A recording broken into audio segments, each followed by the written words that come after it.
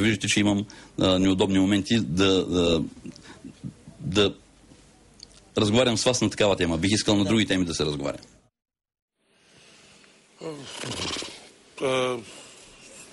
Това ли е цялото интервю или това е част от... Не, това е част от интервюто. Не е възможно да излъчиш цялото интервю. Прекъснах ви. Аз исках да ви кажа, че... Ще остава зрителите сами да преценят, между другото, в рамките на първото, което видяха като заснет материал и интервюто от господин Родион Попов, нали така се каже? Исках да ви кажа, че едно от най-силно обезпокоителните неща в цялата тази история е, че тези двама чужди граждани са обявени за заплаха за националната сигурност, но това не е някаква аргументирана такава позиция на специалните служби в случая на ДАНС. Не е казано... Запознахте ли си документите, които притежава? Откъде имате ти документи? Имам всички документи. Откъде?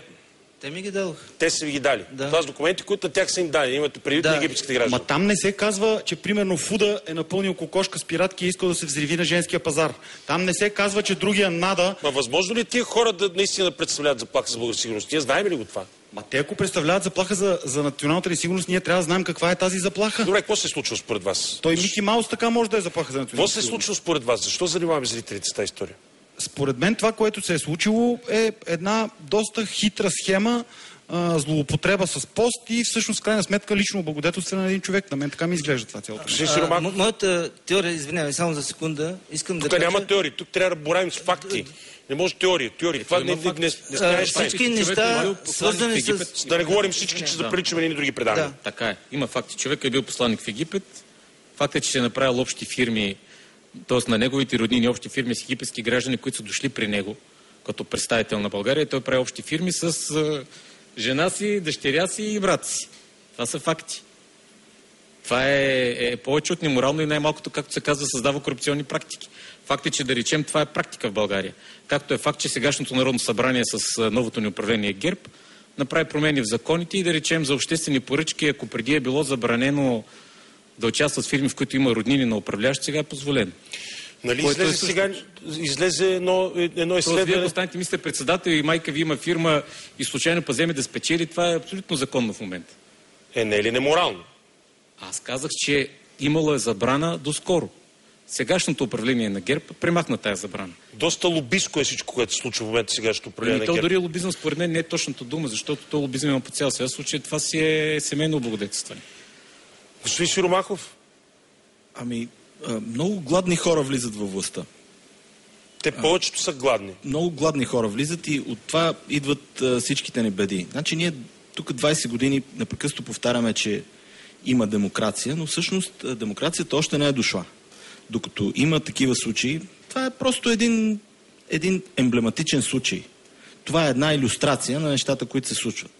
Но тя показва целият менталитет на властта и всичките механизми, които всъщност върват в България. Докато чиновниците поставят себе си над законите и управляват нещата така, че да са им изгодни на тях и на техните семейства, не можем да говорим за демокрация. Не можем да говорим за ред при положение, че някакви хора са изгонени без дори да им се каже защо са изгонени. Днес обявяват за заплаха за националната сигурност двама египтяни.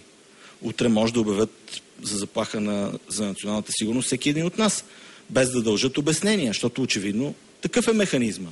Казват, ти си заплаха за националната сигурност. Но чакай сега, защо съм заплаха? Не. Държавата не ти дължи обяснения. Това в демокрациите е невъзможно.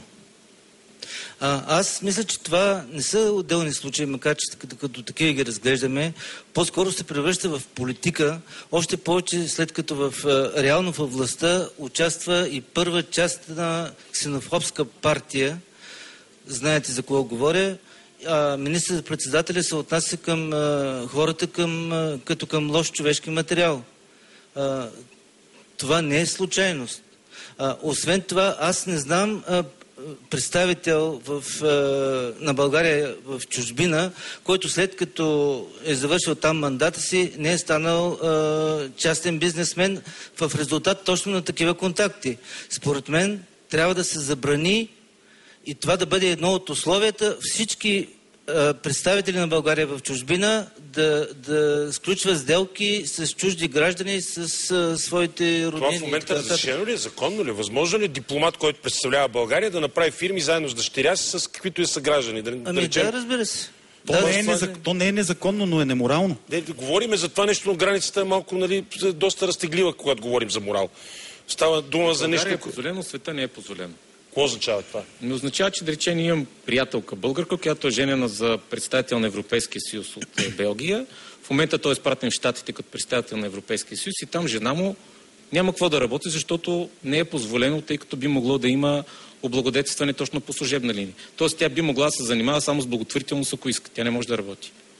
Затова жените на големите дипломати или на президенти, които те се занимават с благотворителност, защото те реално не могат да влязат в бизнеса, тъй като ще бъдат облагодетелствани. Винаги ще имат изпреварваща информация, протекции и връзки. Но в България това видимо не само, че то е разрешено всъщност. Кой носи отговорност за това? Всъщност, след като закона позволява отговорност, но само твой морален капацитет, това, което притежаваш. Така е, тук случай е по-грозен, защото някакви хора са използвани да бъдат взети парите и след това да бъдат откраднати реално, тъй като след това те ги изхвърлят от страната. Нали, по линия на някакви връзки, ДАНС или там каквото и да е.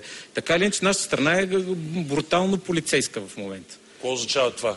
Означава, факта, че можеш да го кажеш свободно по телевизията, означава, че не е точно брутално полицейска. Брутално полицейска, ако отвънка ни чакате ни с кучета, има акция телевизионерите и отиваме и чакаме да ни носят цигари. В момента ДАНС ходи и събира данъци. Моля? ДАНС ходи и събира данъци. Премиера плаши всички да си оправят... Не. Премиера в момента разговаря с Путин. Не искам Премиера каза, премиера с Путин са е така. Защото ще пратя Премиера и Путин сваля газа. Какво? Ти не гледа ли?